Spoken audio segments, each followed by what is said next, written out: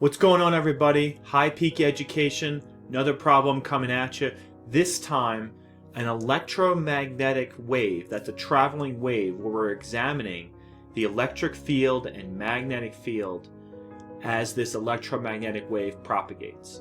So let's consider this problem. It says a sinusoidal electromagnetic wave of frequency 7.00 times 10 to the 15th hertz travels in space in the positive x direction. Okay, so let's write that down. The frequency is 7.00 times 10 to the 15th hertz. And we also know that since it's an electromagnetic wave traveling in space, that it must be moving at the speed of light, which is 3.00 times 10 to the 8th meters per second. Now, by the way, that's actually closer to 2.997 times 10 to the 8th meters per second, but we're just rounding it off. And it's propagating in the positive x direction. So if I sketch some three-dimensional axes like this, the idea is that an electric field, which is part of this electromagnetic wave, we could imagine maybe, since the entire wave is propagating in the x direction, maybe the electric field could be waving up and down the y-axis. So maybe the electric field looks something like this. Okay? So where this amplitude and this amplitude are meant to be the same. Okay? And again, these are electric field vectors. So I think the electric field's only in the y direction, so we might call this E subscript y, reminding us that it's in the y direction, but it's a function of x and t. And then the magnetic field is also a function of x and t, but the magnetic field, say, going along this z-axis direction. Okay? So it's in phase with the electromagnetic wave. That's the electric field, but the magnetic field is, again, also perpendicular to the direction of propagation. But I think B is in the z direction. Now, by the way, these are vectors, so I should put vector heads on these. Okay, so given that the direction of propagation is in the x direction, we learn much just by making a little sketch. Okay, determine the wavelength of the wave. So we want to find this lambda, that is this wavelength. At one instant, the electric field points in the positive y direction with a strength of 900 volts per meter. Okay? What is the magnitude and direction of the B field at that time? Okay? And C, write expressions for E as a function of x and t and B as a function of x and t. And D, an observer on the positive x-axis moves to the left at 0.750 c, so 75% the speed of light. What frequency does the observer measure for this wave? Okay, so we want lambda for the question mark here. We want to know what is the magnetic field at this moment corresponding to that. We want expressions for the electric field and magnetic field as a function of time. And then we want the positive, then we want a Doppler shifted frequency. So what we want in part D is we want to figure out this Doppler shifted frequency. So I think for part A, we want to figure out the wavelength. So the wavelength, I think, is equal to the speed of light divided by the frequency. And the reason I got that is because C equals lambda times F.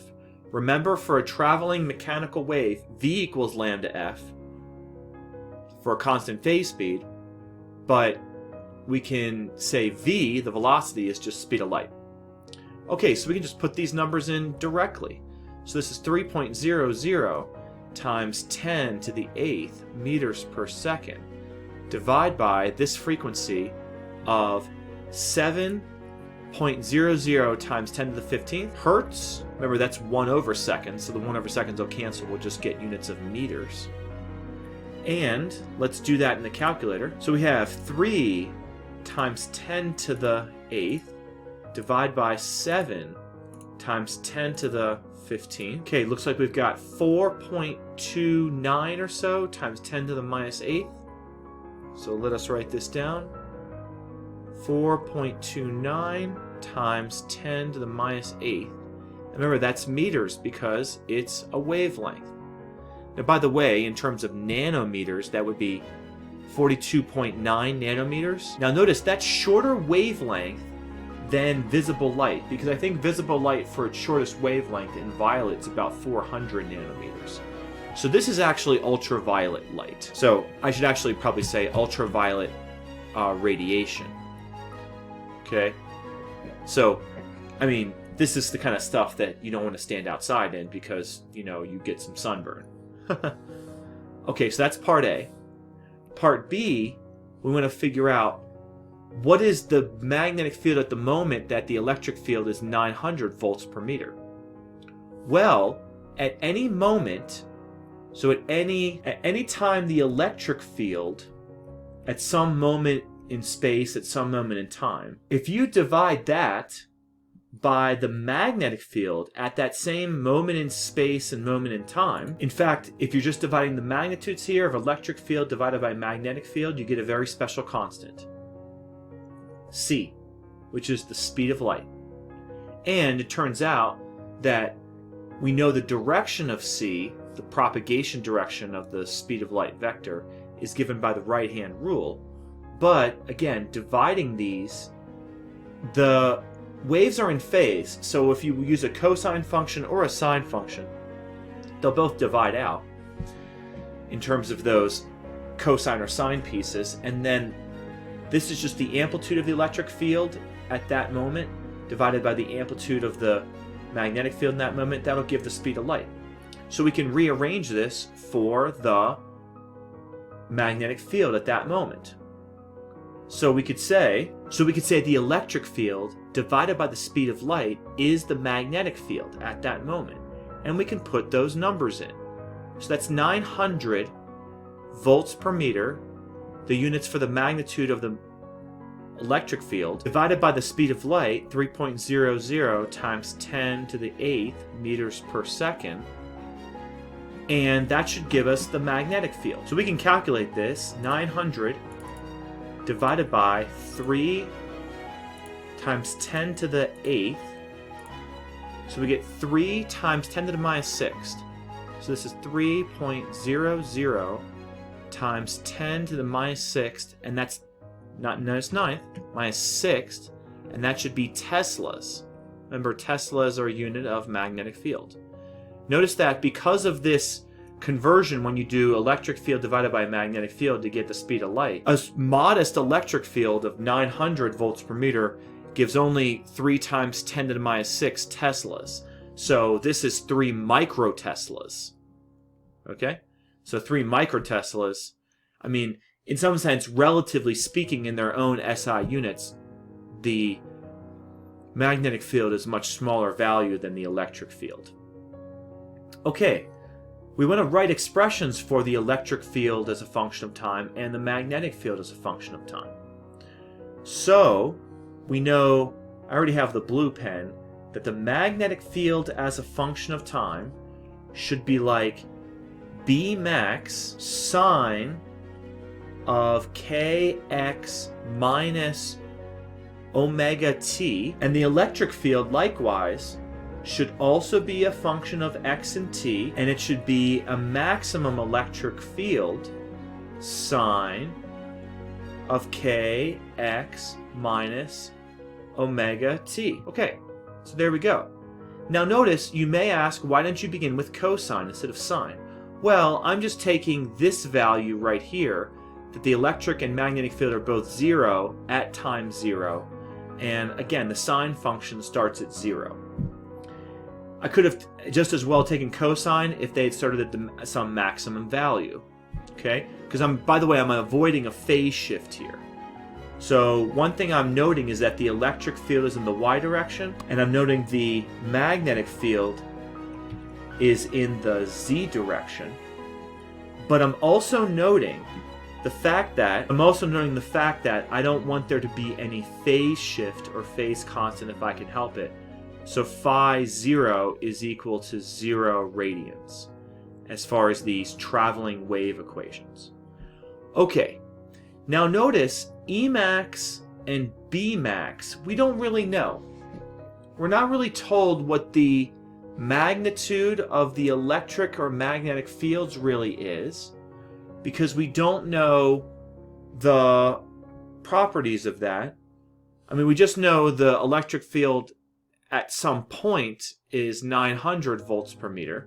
Okay, that's only at one instant, but that's not necessarily the maximum value of the electric field. So I don't think we can find that Emax and Bmax, but I think we can find K and omega. So let's think about how we can find K and omega. Remember, K is the angular wave number, and I think that should be 2 pi divided by the wavelength, because wavelength is 2 pi over the angular wave number. So that's 2 pi over the wavelength of 4.29 times 10 to the minus 8th meters. So let's get this angular wave number. So we should perform parentheses 2 times pi. Remember, don't just type in 2 pi and then divide, because if you do it that way, then a lot of times the calculator will mess it up. So it's 2 pi divided by 4.29 times 10 to the minus 8th. Okay, so that's 1.46 times 10 to the 8th, and that's radians per meter. Let's do the same sort of thing for the angular frequency. The angular frequency should be 2 pi f. That is, 2 pi adds in radians. Frequency is 1 over seconds, which is hertz, so this gives radians per second. So omega should be 2 pi times the frequency of 7.00 times 10 to the 15th hertz. So let's get that value using the calculator. So 2 times pi times 7 times 10 to the 15th. And we get 4.40 approximately times 10 to the 16th, and that's going to be radians per second. And those values can be substituted into here for these traveling waves. So I'm going to go onto the next board and write out the full expressions for the electric field and the magnetic field as a function of x and t. So notice what I've done here is I've just recopied the electric field as a function of x and t, and the magnetic field as a function of x and t. And notice that the Emax and the Bmax are still unknown, but we have sine of kx, the k we found, minus omega t. The minus omega t means that these traveling waves travel to the right. And I think there's one more little thing I'd like to do. I'd like to say, wait a second. Let's make this look a little bit more like a z. And we know that since the electric field propagates up and down the y-axis, this is really a vector. So to make it a vector going up and down the y-axis, let's put a j hat here on this whole thing. Okay, so let's do j hat on the whole thing, and then same thing with the magnetic field propagating and having its vector go side to side on the z-axis. Let's put a k hat on that to make that a vector, and put a vector symbol on here. Okay, and then thus I think we have it. We have the answer to part C. Again, we would have to know more information to know what the full maximum electric and magnetic field magnitudes are. By the way, if we knew one of them, we would immediately know the other because of the speed of light. Okay, lastly, part D. Lastly, part D, it says, so lastly, we're told that an observer moves with a velocity that's along the negative x-axis toward these waves. In other words, we should have a higher frequency. But according to the Doppler effect, according to the convention, v, the velocity of the observer, is positive when towards the wave. In other words, f prime, that's the Doppler shifted frequency, is greater than f. So let's write down our Doppler shifted frequency for electromagnetic radiation equation. So it's going to be f prime. This does not mean derivative, just means f different. The Doppler effect shift is equal to f times the square root of v plus speed of light over v minus the speed of light. So the square root of speed of light plus this v, and then speed of light minus this v, where again, we're following this convention for v. So I think we have all the values. We can plug these values in.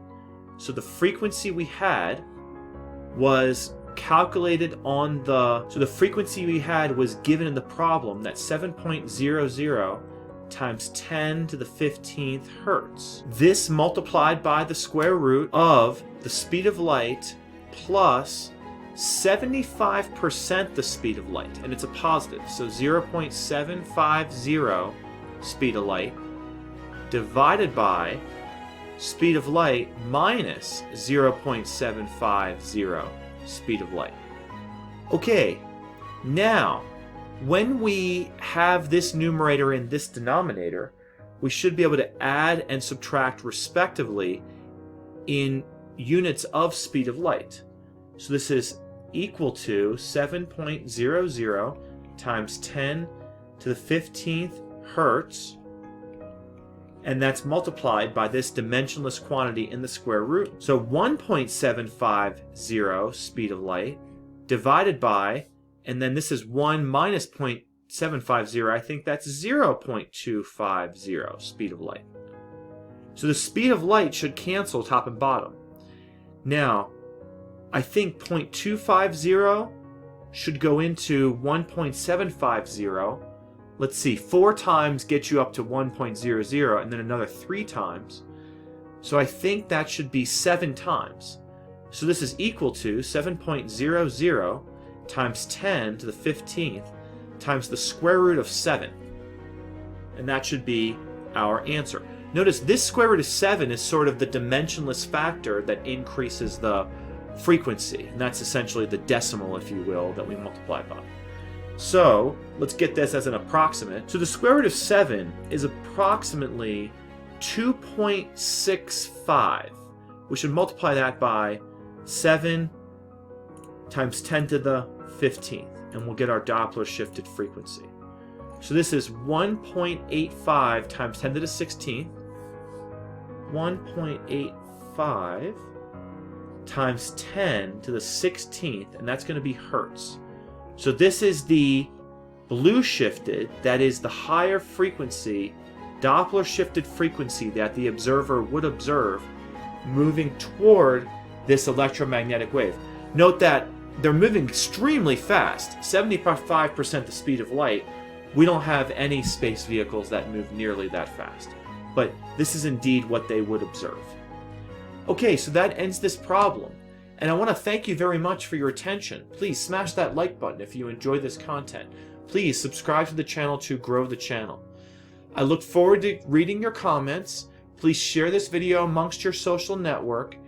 And I will see you in the next video. Thank you for watching High Peak Education.